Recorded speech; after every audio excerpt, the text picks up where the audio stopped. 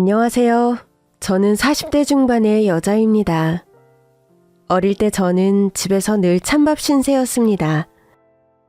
집에서 식당을 했는데 늘 저만 식당 일을 도왔어요. 초등학생 때 한 번은 너무 억울해서 엄마에게 따져 물은 적도 있었습니다. 엄마, 왜 맨날 나만 식당 일을 해야 돼?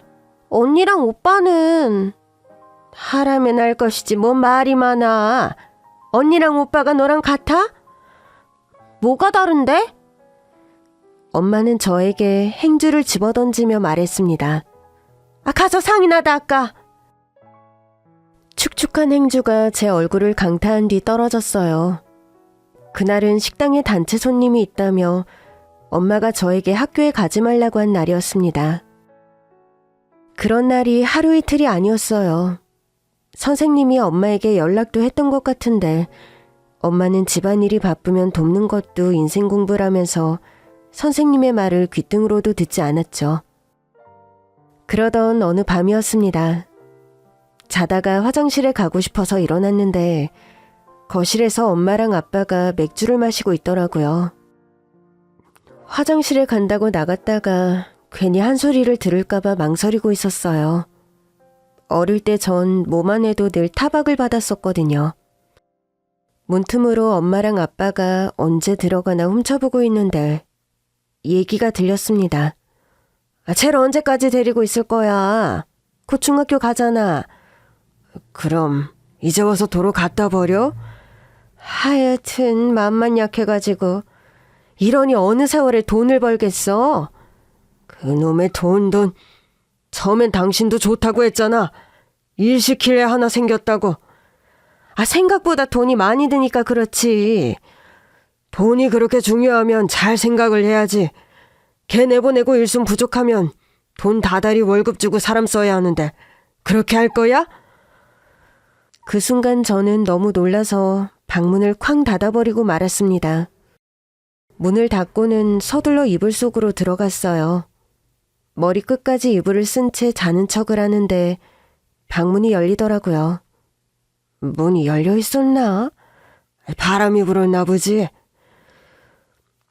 이불 속에 숨어 있는데 심장이 어찌나 뛰던지. 문이 다시 닫힌 뒤 저는 이불 속에서 숨죽여 울었습니다. 그날에서야 알았어요. 왜 언니 오빠는 안 해도 되는 식당 일을 저만 해야 하는지를. 중학생이 되던 해 저는 도망쳤습니다. 언제고 버려질 수 있는 처지라는 사실이 저를 절박하게 만들었어요. 고속버스를 타고 계모와 계부가 사는 동네에서 멀리 떨어진 시골 동네로 가서는 기억을 잃은 척 했더니 시설로 보내주더라고요. 그곳에서 전 새 이름을 받아서 20살이 되기 전까지 살았습니다. 처음엔 집으로 돌아가고 싶은 마음도 있었지만 보육원에서의 생활이 차라리 마음이 편했어요. 그곳에선 일하지 않아도 공부할 수 있었고 적어도 저를 속이는 사람은 없었으니까요. 20살이 되어 시설을 나온 뒤 저는 뒤늦게 기억을 되찾은 척 경찰서로 갔습니다. 자립할 나이가 되고 보니 계모와 계부에게 감사하다는 인사는 하고 싶었어요. 그 집으로 돌아갈 생각은 없었지만 생사를 알리는 게 도리라고 생각했습니다. 그런데 이게 웬일인지 계부는 세상을 떠난 뒤였고 계모 역시 생사가 위독한 상태라고 했습니다. 운영하던 식당에 불이 나는 바람에 그렇게 됐다고 하더라고요. 병원으로 가보니 계모가 전신에 화상을 입은 채 알아볼 수도 없는 상태로 겨우 숨만 쉬고 있더라고요. 그러나 환자 이름은 계모가 맞았고 저는 화상으로 인해 눈도 못 뜨는 계모에게 조심스럽게 다가갔습니다. 엄마. 그 순간 계모가 움찔하더라고요. 나왔어. 엄마가 주워다 키워줬던 가짜 딸. 이렇게 될 줄 몰랐네. 더 일찍 올 걸 그랬다. 엄마랑 아빠가 날 속인 게 미워서 도망쳤었어. 그 순간 계모가 숨을 가쁘게 쉬더니 뭔가를 말하려고 하더라고요.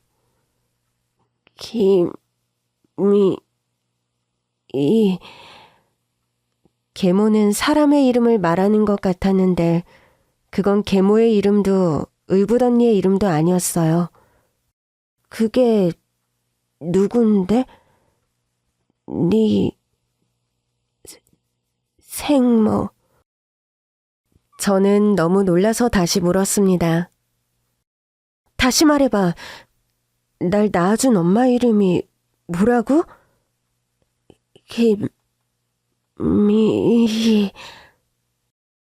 김미희? 어디 사는데? 혹시 연락처 알아? 그러나 제 질문이 끝나기도 전에 계모는 숨을 거두고 말았습니다.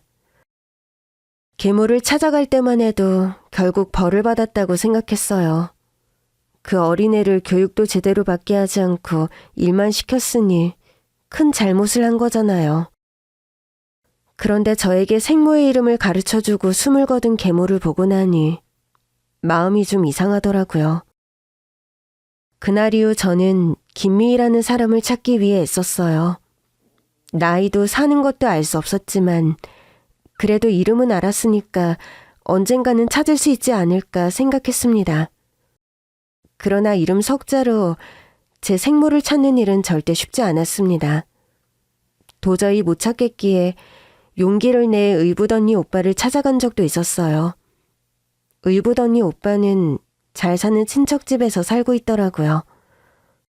언니 오빠, 혹시 나 낳아준 엄마에 대해 들은 거 있어?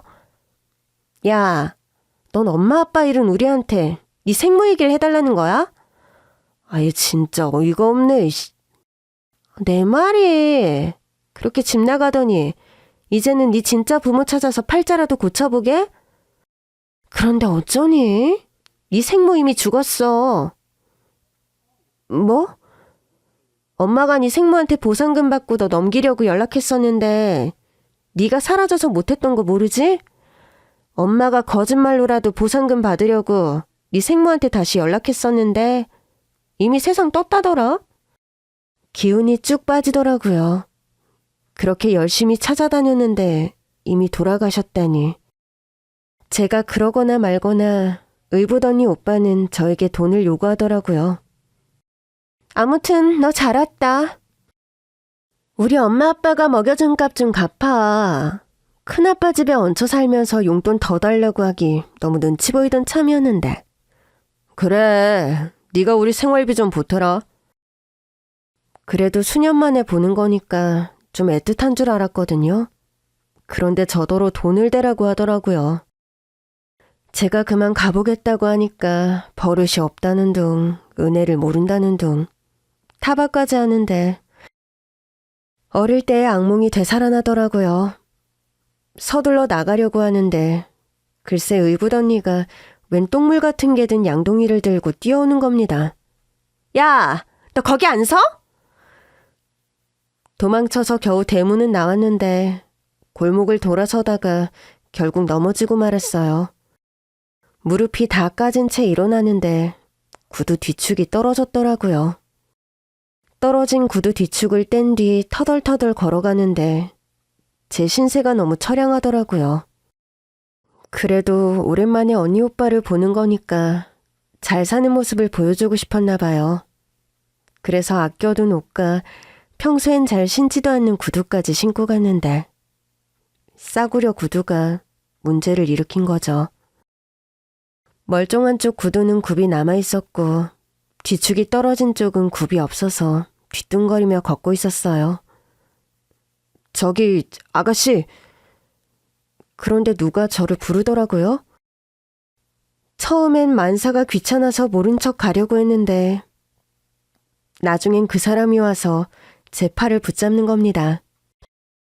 안 들려요. 그러고 걸어다니면 무릎이랑 골반 다 나가요. 줘봐요.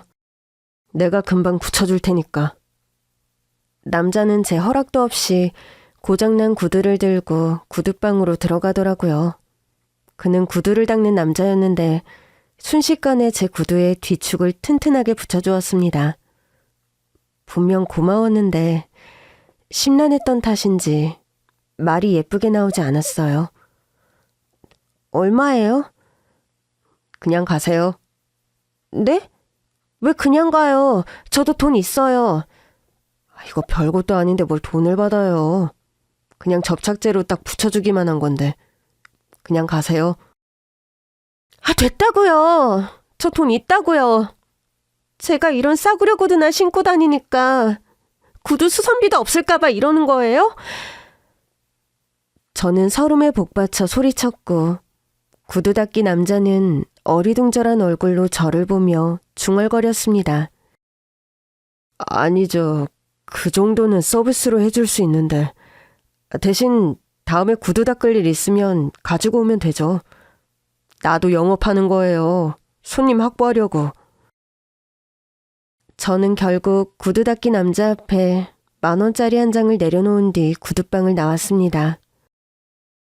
자존심에 10,000원짜리를 덥석 주고 나왔는데 솔직히 좀 아깝더라고요. 그때 제가 산 구두값이 10,000원이었거든요.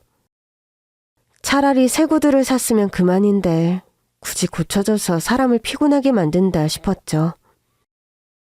그런데 며칠 뒤 퇴근하고 오는데 그 구두방이 보이더라고요. 모른 척 지나치려고 하는데 그 구두 닦기 남자가 또 어떻게 알았는지 저를 따라오는 겁니다. 손님! 저는 이번에도 모른 척 더 빠르게 걸었습니다. 그러나 구두 닦기 남자는 숨까지 헐떡거리며 달려와서는 제 손에 잔돈을 쥐어주었습니다. 그때 수선비를 너무 많이 주셔서 돌려드리려고요. 그는 저를 보며 해맑게 웃었고 그 순간 갑자기 미안한 마음이 들었습니다.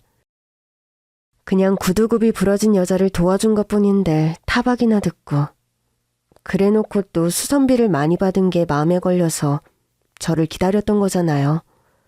그럼 살펴가세요. 구두약이 묻은 구두 닦기 남자가 또다시 환하게 웃으며 말했고 저도 모르게 그 남자의 팔을 붙잡고 말았습니다. 저녁 먹었어요? 예? 저는 그 남자가 쥐어준 잔돈을 보여주며 말했습니다. 이걸로 저기 포장마차에서 우동이나 같이 먹든가요. 예? 구두 닦기 남자는 당황하면서도 잠깐 구두방문만 닫고 오겠다고 하더라고요. 그날 저는 구두 닦기 남자와 저녁을 먹으며 허심탄회한 이야기를 나눴어요. 미안해요.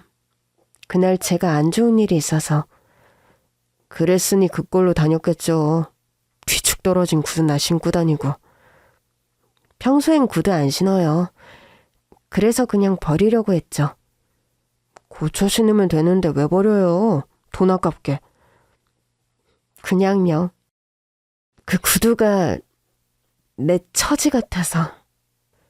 그러니까 고쳐서 잘 닦아서 신어야죠. 세상에 내 발에 딱 맞게 길들인 구두만한 구두가 또 있는 줄 알아요? 비싼 구두보다 내 발에 맞는 구두가 최고로 좋아요. 남자는 제 또래 같았는데 말하는 게 참 어른스럽더라고요. 아무튼 제 태도 때문에 기분 나쁘셨다면 용서해 주세요. 그런 기분 저라고 왜 모르겠어요. 지금도 제가 구두방에서 구두 닦고 있으면 사람들이 그래요. 젊은 남자가 나가서 큰일을 해야지 왜 남의 구두나 닦고 있냐고.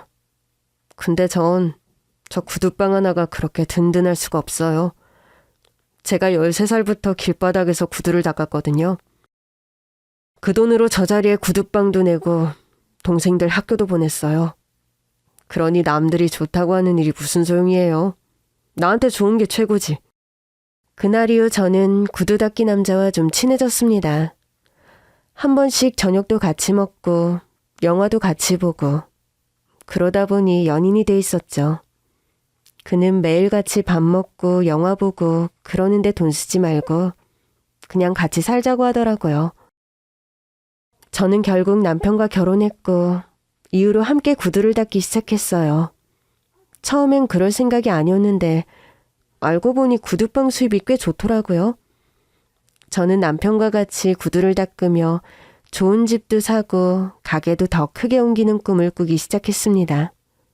문제는 남편이 구두 닦은 돈으로 먹고 살고 학교까지 졸업한 시동생들이 너무 싹수가 없다는 것이었습니다. 남편보다 먼저 결혼한 시동생들은 남편의 뒷바라지 덕에 번듯한 대학을 나와 번듯한 직장에 다니고 있었습니다. 동서들도 마찬가지였어요. 하나는 변호사, 하나는 약사. 다들 학벌 좋고 직업도 좋으니 어째 저희 부부 말은 잘 듣는 분위기가 아니었습니다. 결혼 전에 처음 보는 자리에서도 그랬어요. 형님은 무슨 일 하세요? 그냥 작은 회사 다니다가 이제부터는 남편이랑 같이 구두 닦으려고요. 제가 그랬더니 동서들 둘이 키득거리며 그러더라고요. 구두 닦기 부부네요? 24시간 내내 붙어 있으니 좋으시겠다. 그러면서 비아냥거리는데 그때부터 느낌이 싸하더라고요. 명절에도 마찬가지였습니다. 명절인데도 일찍 오기는커녕 제가 음식을 다 장만하고 상까지 차려놓으니 겨우 어슬렁어슬렁 오더라고요. 밥을 먹으면서도 누구 하나 감사하다는 말도 없이 우중충한 얼굴이기에 물었습니다. 서방님, 뭐 안 좋은 일이라도 있으세요? 예? 아니요. 왜 그런 걸 물으세요? 아니, 서방님도 그렇고 다들 표정이 안 좋아서.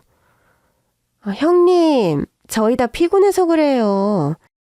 솔직히 시댁도 아닌데 명절마다 와서 같이 밥 먹는 거 너무 피곤해요. 아니, 동서, 그냥 가족끼리 다 같이 밥이나 먹자는 건데 그게 이렇게 힘든 일이야? 음식도 내가 다 하고 상도 내가 다 차렸잖아. 형님, 막말로 이거 먹고 나면 다 치워야 하고 명절에도 여기 오느라 여행도 못 가고 저희 입장도 좀 생각해 주세요. 그러자 남편도 더는 못 참겠는지 거칠게 숟가락을 내려놓더라고요. 당신 그만해. 애들 불편하게 왜 그래? 저는 당연히 남편이 동생 부부를 혼낼 줄 알았습니다. 그런데 남편의 화는 저를 향했어요. 뭐? 아니, 이깟 음식하는 게 뭐 그렇게 힘든 일이라고 피곤한 애들한테 잔소리를 해. 아니, 내가 무슨 잔소리를 했다고 그래. 윗사람이 됐으면 이런 건 당연히 해줄 수도 있는 거지. 당신 지금 공치 사는 거 아니야. 음식도 당신이 다 했으니까 웃으면서 먹으라고. 아니, 그게 아니라 나는 가족끼리 모였으니까 그간의 얘기도 좀 하고. 그만하래도! 남편은 결국 자리를 박차고 일어났습니다. 저는 황당해서 무슨 말을 못하고 있었는데 시동생이 저더러 그러는 겁니다. 형수, 형 말 신경 쓰지 말아요. 형이야말로 우리한테 공치사를 얼마나 하는데 키워주고 먹여줬다고. 자기가 무슨 부모인 줄 알아. 에휴. 내 말이 이제 우리도 다 장가갔고 자기도 장가갔으면 각자 잘 살면 되는 거 아니야? 아, 진짜 지겹다. 시동생들은 남편이 자기들을 키워준 것에 대해선 감사한 마음이 전혀 없더라고요. 아니지, 서방님. 그래서 형님이 키워준 게 고맙지도 않아요? 막말로 엄마 아빠가 그렇게 되셨으니까 형이 할 일을 한 거잖아요.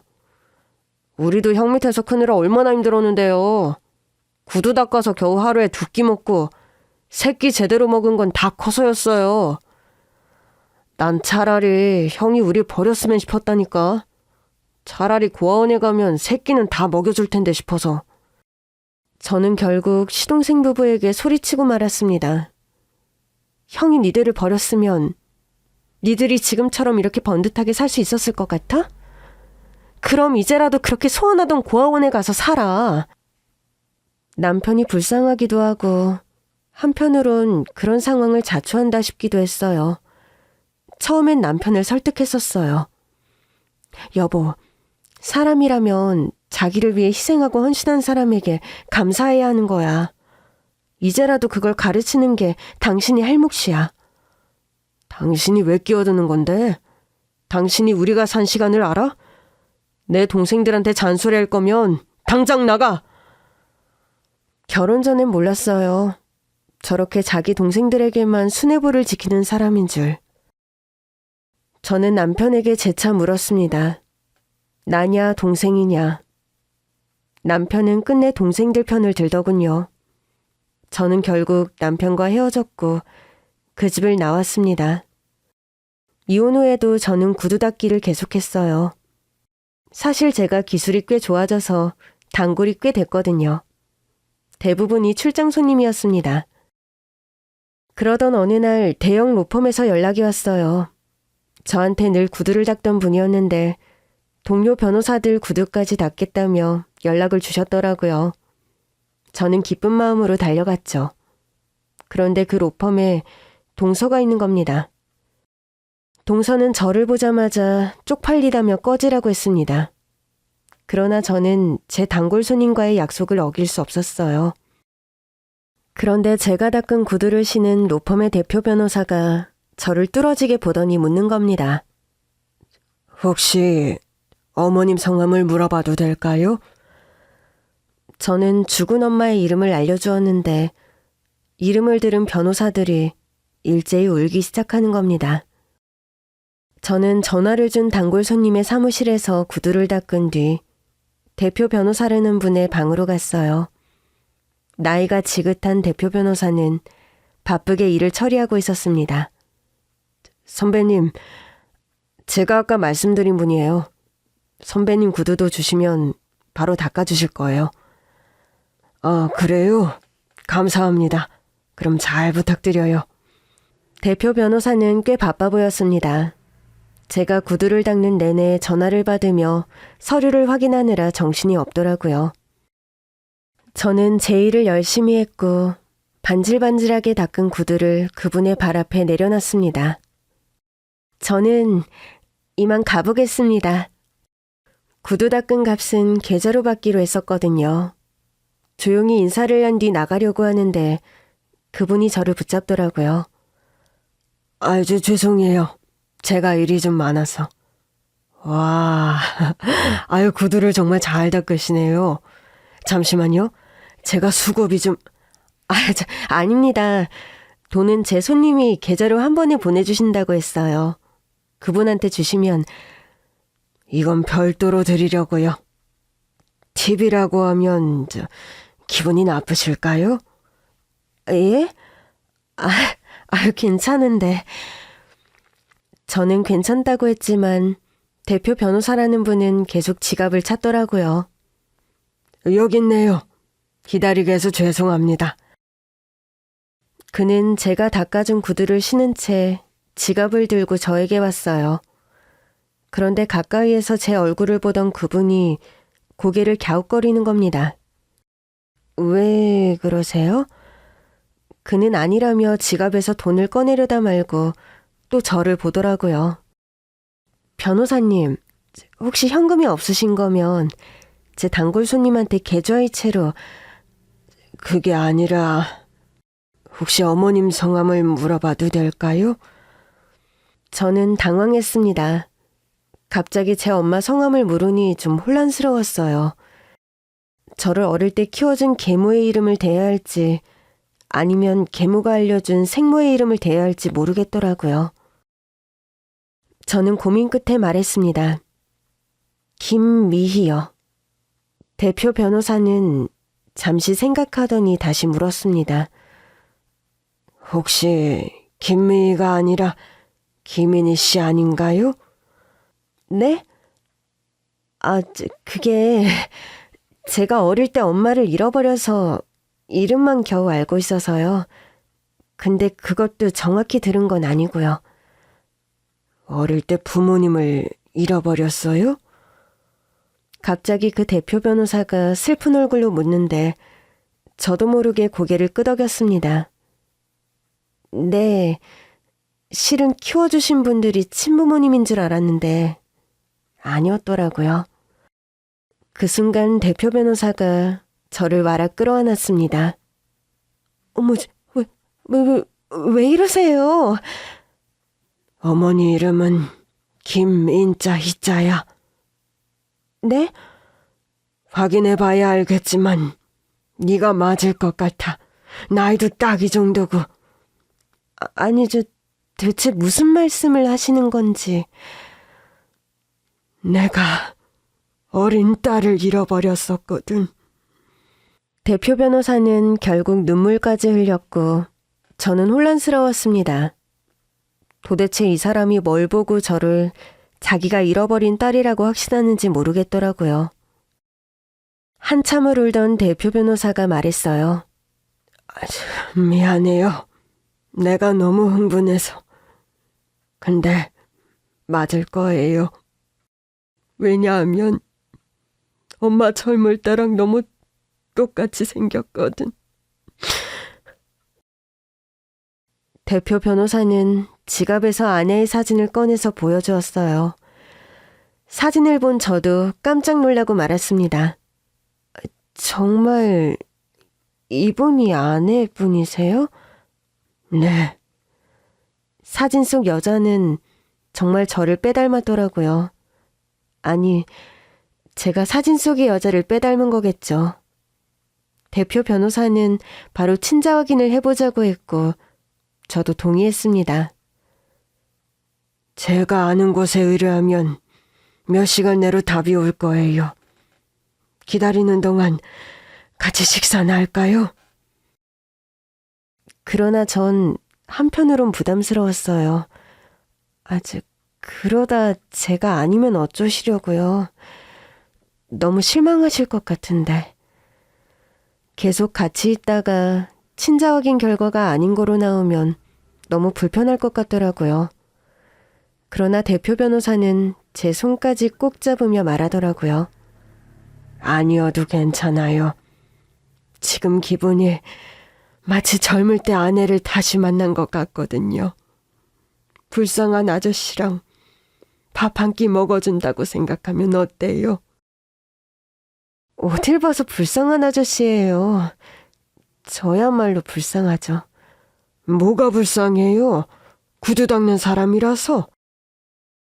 저는 구두약이 묻은 손을 뒤로 감추려고 했지만 대표 변호사는 제 손을 물티슈로 정성껏 닦아주며 말했습니다. 자기가 처한 환경에서 열심히 일하는 건 부끄러운 게 아니에요.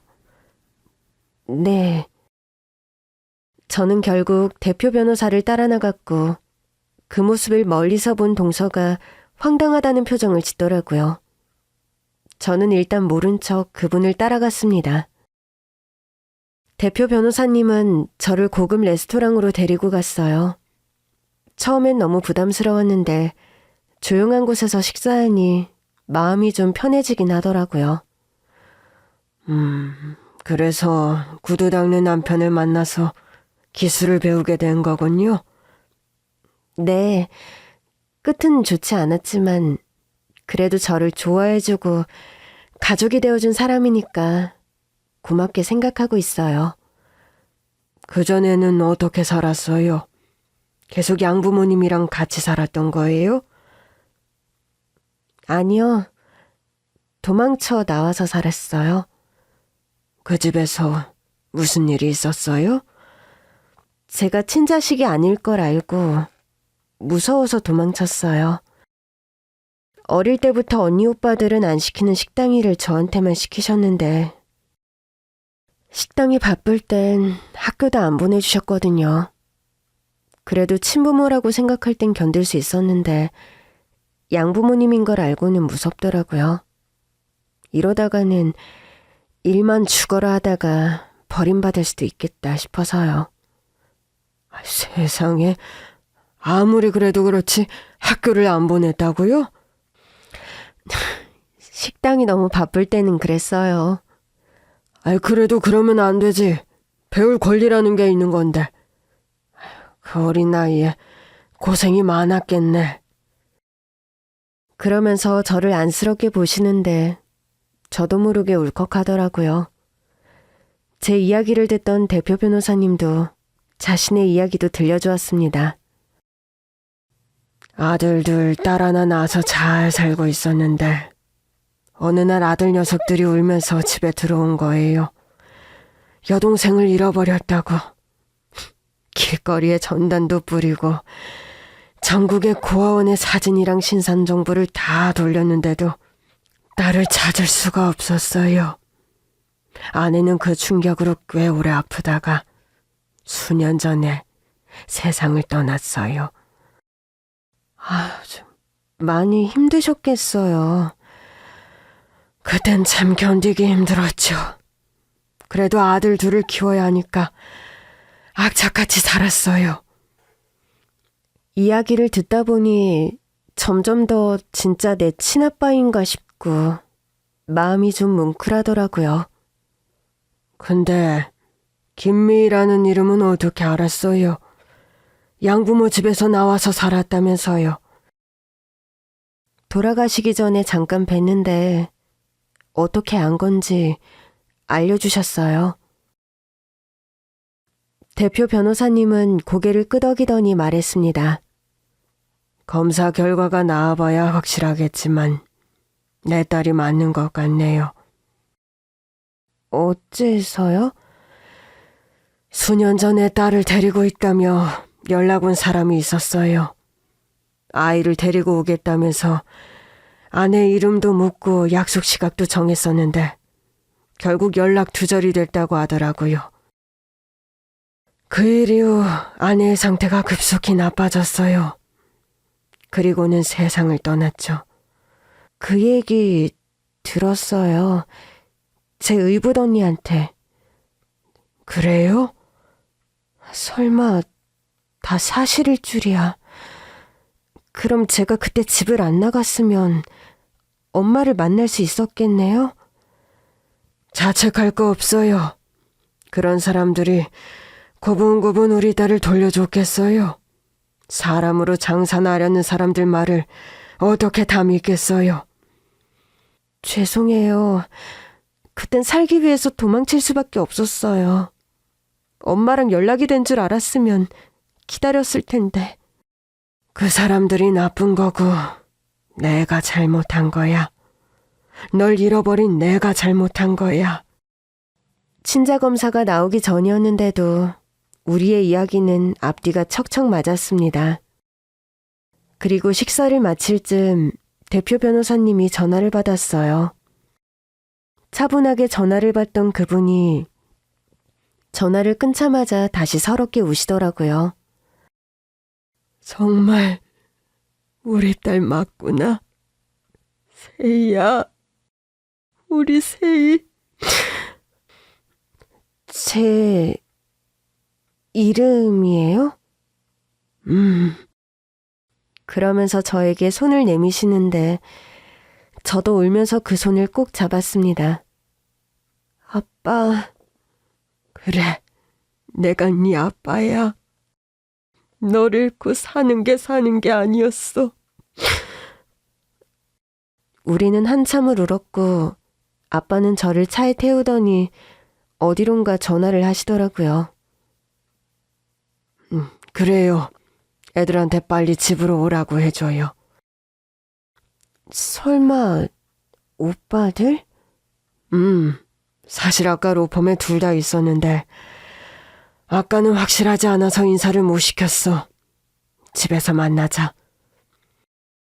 아빠의 차를 타고 도착한 곳은 저택이었습니다. 저는 아빠와 함께 집으로 들어갔고 이미 도착해 있던 오빠들이 저를 보면서 엉엉 울더라고요. 세희야, 미안해. 오빠가 미안해. 오빠들과의 눈물의 상봉을 마친 뒤 아빠가 제 이름에 관해 설명해 주셨어요. 그래서 너는 리틀 세희라고 불렀었어. 엄마 소원이 딸을 낳는 거였는데 첫째도 둘째도 아들이 낳은 거야. 그러다 셋째로 널 낳더니 자기랑 똑같은 이름을 지어주고 싶다고 하더라고. 처음으로 진짜 가족들의 따뜻한 손을 잡은 날이었어요. 오빠들도 저를 어찌나 애틋하게 보던지 시선이 너무 뜨거워서 제가 다 민망할 정도였죠. 조금 뒤 오빠의 아내들도 도착하면서 집은 더 시끌벅적해졌습니다. 아가씨, 이제야 저도 마음이 편하네요. 매번 아가씨 생일마다 오빠가 아가씨 노래를 불렀어요. 어머, 그랬어요? 아이 참, 당신도 창피하게. 사실이었잖아. 우리 집은 제가 결혼했던 전 남편의 집과는 확연히 다르게 따뜻하고 정겨웠어요. 새언니들도 저를 너무 반가워해 주시더라고요. 한바탕 가족들과 인사를 마친 뒤 오빠네 부부들은 각자 집으로 돌아갔고 저는 아빠가 안내해주는 2층 방으로 갔습니다. 여긴 손님 방이에요? 아빠가 방문을 여는데 그 안은 온통 분홍색으로 꾸며져 있더라고요. 어머, 이게 다 뭐예요? 혹시 손주 방? 네 방이야. 엄마가 살아생전에 꾸몄던 방. 네? 정말요? 네 엄마가 살아서 널 봤다면 정말 좋아했을 텐데. 네 손을 잡고 이 방에 들어오는 게 엄마의 소원이었어. 저는 울컥한 아빠의 손을 꼭 잡으며 말했습니다. 아빠가 대신 이뤄주세요. 우리 손 꼭 잡고 들어가요. 저랑 아빠는 손을 꼭 잡은 채 그 방으로 들어갔고 다 커서 본 아빠인데도 손을 잡는 게 어색하지가 않더라고요. 저는 엄마가 꾸며주었다는 핑크색 공주님 방에서 편안히 잠들었습니다. 다음날 눈을 떠보니 처음으로 늦잠이라는 걸 잤더라고요. 거실로 내려왔더니 일하는 아주머니들이 식사도 차려주시고 아빠가 주고 가셨다면서 신용카드도 주시더라고요. 대표님이 아가씨한테 드리라고 했어요. 필요한 거 있으면 다 사시래요. 아, 저 돈 있어요. 이런 거 안 주셔도 되는데. 지금껏 못 해주신 것만 생각하고 계시니까 대표님 섭섭하지 않게 얼른 받으세요. 일단 받긴 했는데 그 카드를 어떻게 쓰겠어요. 저는 일단 살던 집으로 가서 짐 정리를 시작했습니다. 하루아침에 제가 살던 단칸방으로 돌아와 보니 꿈에서 깬 것 같은 기분이 들더라고요. 그런데 그때 모르는 번호로 전화가 오더라고요. 누군가 싶어서 받아보니 익숙한 목소리가 들렸습니다. 형님, 저예요. 어제 로펌에서 본 동서였습니다. 무슨 일이야? 잠깐 좀 볼 수 있을까요? 무슨 일인데? 아니, 어제 저희 로펌 대표님하고 왜 같이 나가신 거예요? 설마 요즘은 부업도 뛰세요? 겨우 전화까지 해서 한다는 소리가 너무 천박하더라고요. 어디서 보자는 건데? 로펌에서 보시죠. 어제 오셨으니 길은 잘 아시겠죠? 뭐?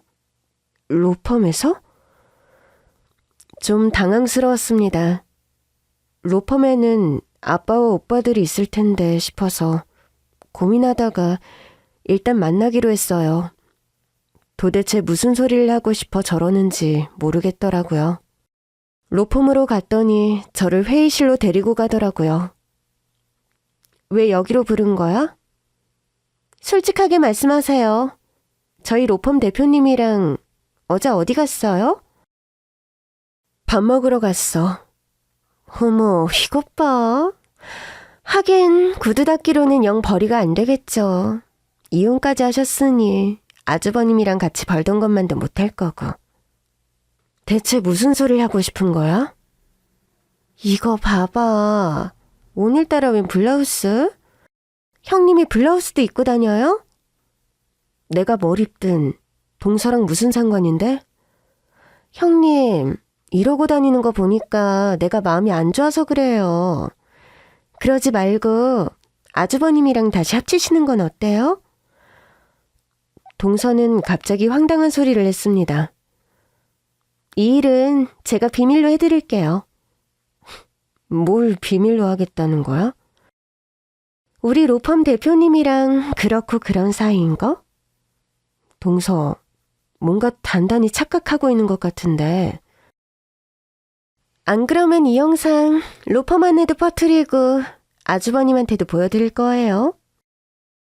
그러더니 회의실 화면에 어제 제가 아빠와 다정하게 로펌을 나가는 모습이 찍힌 동영상을 트는 겁니다. 변호사니까 알 텐데 이거 불법인가? 그러니까 제가 퍼뜨리겠다는 소리가 아니잖아요.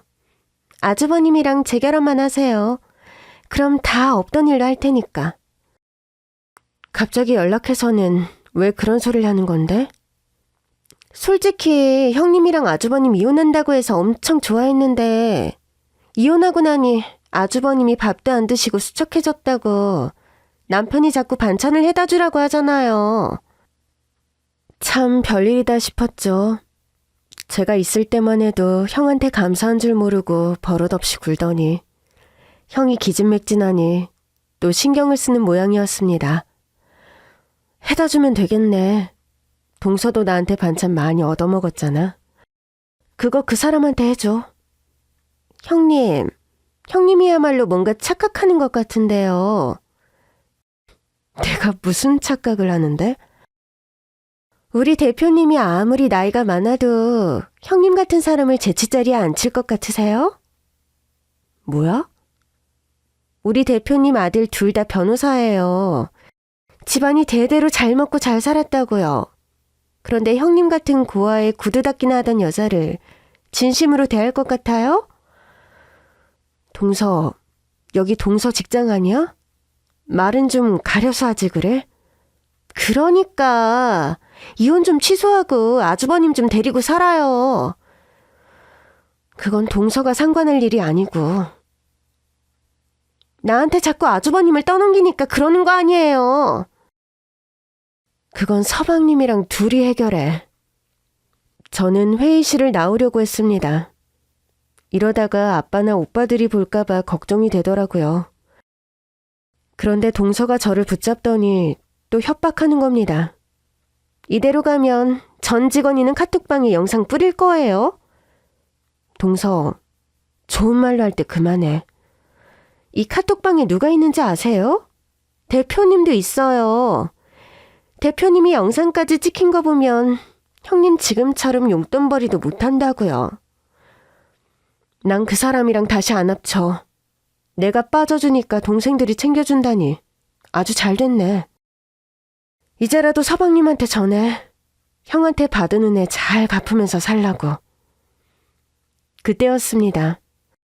전송했어요. 나 진짜 한다면 해요. 내가 못할 것 같아요? 동서, 진짜 왜 이래? 동서는 제 옷소매를 붙들고 늘어졌고 저는 그런 동서를 떼어내기 위해 팔을 연신 흔들었습니다. 가긴 어딜 가! 망신 한번 제대로 당해봐라! 이거 놔! 그 순간 제 어깨 부분의 봉제가 우두둑 벌어지더니 옷소매가 떨어져 나갔습니다. 동서는 제 옷소매와 함께 바닥으로 나뒹굴었죠. 그런데 동서는 자기가 넘어진 것보다 제 옷소매가 뜯어진 게 더 재밌었나 보더라고요. 이것 봐. 맨날 싸구려만 입으니까 이렇게 쉽게 뜯어지지.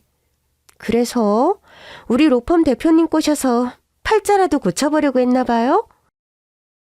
저는 어이가 없어서 동서에게 말했습니다. 이 블라우스 500만 원짜리야. 헐, 말도 안 돼. 형님이 무슨 돈으로... 설마 우리 대표님이 사준 거예요? 그래, 이 로펌 대표님이 사주셨다. 됐니? 어머, 이것 봐. 이럴 줄 알았어. 이래놓고도 우리 대표님 만나서 팔자 고치려고 한 게 아니라고요? 그래, 나 이 로펌 대표님 덕에 팔자 고칠 것 같아. 이제 속이 좀 시원해? 뭐라고요? 이 형님이 아직도 정신을 못 차리셨네. 제가 아까도 말했죠. 대표님이 밥 한 번 먹여줬다고 형님이 대표님한테 뭐가 되는 게 아니라니까요.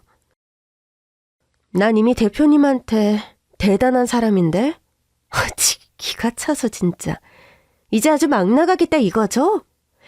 형님이 대표님한테 뭐 얼마나 대단한 사람인데요? 그때였습니다. 회의실 문이 열리더니 아빠가 들어오셨어요. 어머, 대표님. 단톡방에 영상 보낸 게 김변이에요? 예, 대표님. 솔직히 전 이건 아니라고 봅니다. 어제 구두 닦으러 온 사람하고 저녁 식사까지 하시고 로펌의 대표로서 모범을 보이셔야죠. 아빠는 소매가 뜯어져 훤히 드러난 제 팔 위로 재킷을 벗어덮어 주셨어요. 괜찮아? 그런 아빠를 보던 동서가 더 발악하더라고요. 대표님, 정말 이러실 거예요? 대체 저딴 여자가 뭐라고 명예를 깎아먹으시는 건데요? 내가 왜 명예를 깎아먹습니까? 저 여자가 그랬어요. 자기는 대표님한테 이미 대단한 존재라고. 아니죠? 아니면 아니라고 저 여자 보는 앞에서 까놓고 말씀해 주세요. 그럼 제가 그 영상 찍어서 다시 단톡방에 올릴게요. 아빠는 제 어깨를 감싸 안으며 말했어요. 맞는 말 했는데 정정할 게 뭐가 있지? 그때 두 오빠도 회의실에 도착했습니다. 아니, 이게 무슨 일이야? 김변, 도대체 이게 무슨 소란이에요? 전 이 로펌의 직원으로서 로펌 대표님의 부도덕한 사생활을 간과할 수 없었을 뿐입니다. 부도덕한 사생활? 아니, 아빠랑 딸이 밥 먹으러 가는 모습이 부도덕해요? 그 순간 동서는 멍한 얼굴로 저랑 아빠를 번갈아 보더라고요. 아빠랑 딸이요? 아빠는 제 손을 꼭 잡으며 말씀하셨어요. 이 애는 내가 오래전에 잃어버린 내 딸이에요. 이미 친자 확인도 끝냈고. 형님, 설마 진짜예요? 형님? 설마 우리 딸이 이혼했다는? 맞아요. 그 집 식구 중 하나. 제 동서였어요. 세상에 이런 인연이 다 있나? 동서는 아주 빠르게 태세 전환을 하더군요. 어머, 대표님, 죄송합니다. 제가 워낙에 도덕적인 편이라 큰 오해를 했습니다. 제가 지금 단톡방에 제 잘못이라고 올리고. 그건 중요하지 않아요. 김변이 잊었나 본데 지금 회의실 안에 모든 내용이 녹화되고 있어요. 우리 원래 녹화하잖아. 혹시 회의 시간에 놓친 내용이 있을까봐. 예? 아니지. 회의 시간도 아닌데 녹화가 된다고요? 회의가 수시로 이루어지다 보니 자동 녹화라서 모든 내용은 내가 영상을 보고 판단할 거고, 또 김변이 나를 몰래 촬영했다는 증거도 분명하니 법적으로 가리도록 합시다. 아빠는 잠시 저를 보더니 물었습니다. 우리 딸 혹시 전 동서에게 받을 사과 같은 거 있니? 별로 받고 싶지 않아요. 아빠 말씀대로 법적으로 할래요. 형님, 정말 이러실 거예요? 맞다. 이 블라우스. 아빠가 아침부터 사서 집으로 보내신 건데. 아까워서 어떡해요. 이건 변상받을래요. 그래, 그것도 법적 처리하자. 대표님, 형님, 제가 잘못했어요. 제가 못 모르고 까불었어요. 김변은 아무래도 나랑 법적 다툼을 해야 할 것 같으니 다른 로펌으로 가는 게 좋지 않을까? 물론 소문은 좀 날 거예요. 로펌 대표를 확실한 증거도 없이 부도덕한 사람으로 만들어서 몰래 찍은 영상을 단톡방에 유포한 죄로 기소당한 사실도 알려질 거고. 이 바닥이 워낙 좁잖아요. 그날 저녁 오빠들이 알려주더라고요. 김변이 워낙 일을 못해서 내부적으로도 말이 많았던 것 같아. 이참에 나가게 돼서 좋아하는 사람도 많더라고. 그러니까 실적도 안 좋고 저렇게 실력 없는 변호사가 어떻게 우리 로펌에서 일을 했던 거지? 스스로 발전하지 못한 결과겠지. 그러니 너희들은 쉬지 말고 공부해야 한다. 네, 아버지. 아버지 훈화 말씀 시작되시기 전에 우리는 가봐야겠다. 저는 웃음을 터뜨렸습니다. 오빠들 가서 푹 쉬어.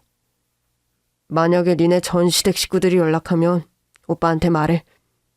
그래, 네가 직접 만날 거 없어. 오빠들이 다 처리할게. 말만이라도 참 고맙더라고요. 내 식구들이 있다는 게 이런 거구나 싶었어요. 그날 이후 저는 공부를 시작했습니다. 아빠가 조심스럽게 제안하셨거든요. 아빠는 직업에 귀천은 없다고 생각하지만 이제라도 네가 공부를 더 해봤으면 좋겠어. 얘기를 들어보니까 마음껏 공부할 수 있는 환경이 아니었던 것 같아서. 공부하는 거 좋아하긴 했어요. 근데 제가 나이는 중요하지 않아. 100세 시대잖아. 덕분에 전 더 용기를 내서 수능 준비를 시작했어요. 사실 대학에 정말 가고 싶었거든요. 비로소 기회가 왔는데 안 해볼 순 없더라고요. 그렇게 공부에 매진하던 어느 날 전 남편에게서 연락이 왔습니다. 원래는 모른 척할 생각이었는데 수척해졌다는 동서의 말이 생각나더라고요. 물론 아빠나 오빠들에겐 비밀이었어요. 여보는 좀 아니지. 잘 지냈어? 동서의 말 맞다나 얼굴이 많이 상했더라고요. 잘 못 지냈어. 당신이랑 헤어지고 얼마나 후회했나 몰라. 왜? 동생들이 잘 챙긴다며? 말들이나 그렇게 하는 거지. 요새는 난리도 아니야. 당신 만나서 설득 좀 해달라고. 설마 동서 로펌에서 잘린 일 말하는 거야? 그게 도저히 다른 데 취업이 안 되나 봐. 그럼 개업하면 되지. 아직 개업하기엔 실력도 인맥도 없다고. 설마 당신 그 얘기하려고 만나자고 한 거야? 이혼하고 연락 한 번 없던 사람이? 당신이 좀 봐주는 게 맞지 않아? 그래도 윗사람이었고 같은 식구였는데 괜히 애들 속 뒤집지 말고. 당신은 여전히 당신 동생들 편이구나? 그럼 내가 내 동생들 편이지. 나 버리고 간 당신 편인가? 말은 제대로 해. 나더러 나가라고 한 건 당신이야. 잘 지내느냐는 인사 한마디 없이 또다시 동생들 얘기만 하는 글을 보는데 괜히 만났다 싶더라고요. 잘 지내. 그렇게 애틋한 당신 동생들이랑 평생. 그날 이후 저는 정말 공부에만 매진했어요. 그러나 늦게 시작한 공부가 쉽진 않더라고요. 제가 시무룩해 있으니 아빠가 저를 달래주시더라고요. 딸, 아빠는 너한테 엄청 기대하고 있어. 아빠, 가뜩이나 머리도 안 돌아가는데 그렇게 말하면 너무 부담스럽잖아요. 넌 내 딸이야. 네가 자신이 없을 땐 아빠랑 엄마를 믿어봐. 오빠들만큼 못하면요? 왜 오빠들하고 비교해? 넌 네가 잘하는 걸 하면 돼. 저는 아빠가 저에게 기대를 안 하실 줄 알았거든요. 일단 저부터가 저에게 기대가 없었어요. 나이도 많고 이제와 시작하는 공부가 뭐 얼마나 대단한 결실을 볼까 싶었거든요. 그런데 여전히 저에게 많은 기대를 하고 있다는 아빠의 말이 저를 자극했습니다. 믿어주는 사람이 있다는 게 이런 거구나 싶었어요. 그리고 10년이 지났어요. 지금 저는 아빠 로펌에서 변호사로 일하고 있습니다. 늦가기 주니어 변호사로서 동갑인 시니어 변호사님께 납작 엎드리는 자세로 열심히 배우는 중이죠.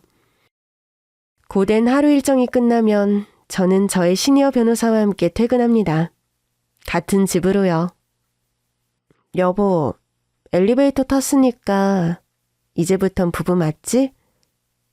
아직 로펌 아닌데? 저는 온종일 남편이 시니어 변호사에게 혼나다가 집에 갈 즈음부터 서운함을 토로합니다. 남편은 매일 그 순간을 무서워하면서도 로펌안에서는 저를 호되게 가르쳐요. 솔직히 섭섭하긴 한데 덕분에 실력이 팍팍 늘고 있는 건 사실이에요. 알았어. 오늘은 좋은 날이니까 로펌에서 있었던 일은 잊어주지. 근데 여보, 잊으면 안 되고 잘 습득해서 당신의 것으로 만들어야. 아, 진짜! 얼른 가자. 애들 기다리겠다. 오랜만에 칼퇴근을 하고 집에 갑니다. 저희 첫째 생일이거든요. 오늘 첫째 생일에는 아빠도 오빠네 부부도 모두 오기로 했어요. 다시 만난 지 10년이 지났지만 어제보다 오늘 더 친해지고 있습니다. 돌아보면 어느 순간도 헛되지 않았다는 생각이 들어요. 그때가 없었다면 이렇게 열심히 공부해서 변호사가 될 수 있었을까 싶거든요. 또 가족의 소중함도 누구보다 잘 알며 살아가는 것 같아요. 누군가는 가족을 당연한 존재로 생각하겠지만 저에게 가족은 기적입니다. 그래서 저의 꿈은 변호사로서의 성공이 아니라 내 가족과 행복한 나날을 꾸려가는 거예요. 오늘도 종일 혼만 난 늦가기 변호사지만 집에서는 가장 기쁘게 생일 축하 노래를 부르는 엄마가 될 예정입니다.